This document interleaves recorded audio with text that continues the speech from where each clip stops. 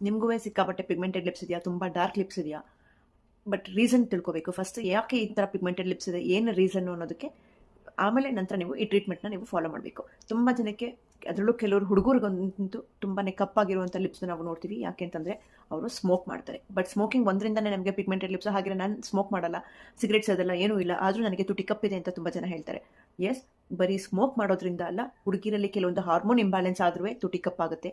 Smoke ಮಾಡೋದ್ರಿಂದ ನಿಮಗೆ ತುಟಿ ಕಪ್ಪಾಗುತ್ತೆ. ಅಭ್ಯಾಸ ಇರುತ್ತೆ, ಯಾವಾಗಲೂ ನಾಲ್ಗೆನ ತುಟಿಲಿ ಎಂದ್ಲು ಮಾಡ್ಕೊಳಂತ ಇರ್ತದೆ.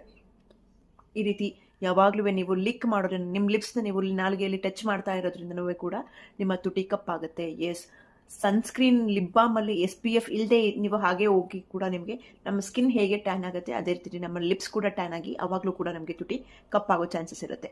ಹಾಗಾಗಿ ದಯವಿಟ್ಟು ಬರೀ ಸ್ಮೋಕ್ ಮಾಡೋದ್ರಿಂದ ಒಂದೇ ತುಟಿ ಕಪ್ಪಾಗಲ್ಲ, ಈ ಎಲ್ಲ ಫ್ಯಾಕ್ಟರ್ಸಿಂದನೂ ನಮಗೆ ಲಿಪ್ಸ್ ಕಪ್ಪಾಗುತ್ತೆ. ಸೊ ಅದಕ್ಕೆ ಸೊಲ್ಯೂಷನ್ ಏನು? ಈ ಒಂದು ಲಿಪ್ ಬಾಮ್ಸ್, ಎಲ್ಲ ಫಾರ್ಮಸಿ ಪ್ರಾಡಕ್ಟ್ ಲಿಪ್ ಬಾಮ್ಸು ತುಂಬ ಸೇಫ್ ಆ್ಯಂಡ್ ಡರ್ಮಟಾಲಜಿ ಟೆಸ್ಟೆಡ್ ಆಗಿರೋದ್ರಿಂದ ಈ ಲಿಪ್ ಬಾಮ್ಸ್ ನೀವು ಆರಾಮಾಗಿ ಯೂಸ್ ಮಾಡ್ಬೋದು. ಹುಡುಗಿರು ಇಬ್ಬರು ಕೂಡ ಯೂಸ್ ಮಾಡುವಂಥ ಒಂದು ಲಿಪ್ ಬಾಮ್ಸ್.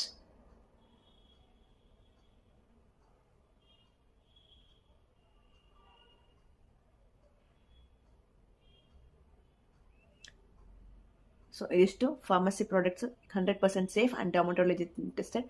ಯಾರ್ಯಾರಿಗೆ ಸಿಕ್ಕಾಪಟ್ಟೆ ಡ್ರೈ ಲಿಪ್ಸ್ ಇದೆ, ಪಿಗ್ಮೆಂಟೆಡ್ ಲಿಪ್ಸ್ ಇದೆ, if you want to treat your lips, use this minimum for 1 or 2 months ಇದ್ರೇ ಯಾವುದೂ ಅಷ್ಟು ಈಸಿಯಾಗಿ ಹೋಗಲ್ಲ. At least 15 days to 1 month use ಮಾಡಿದ್ರೆ ಮಾತ್ರ you can see the best results. So please do share this video, those who have pigmented lips. Thank you and follow for more.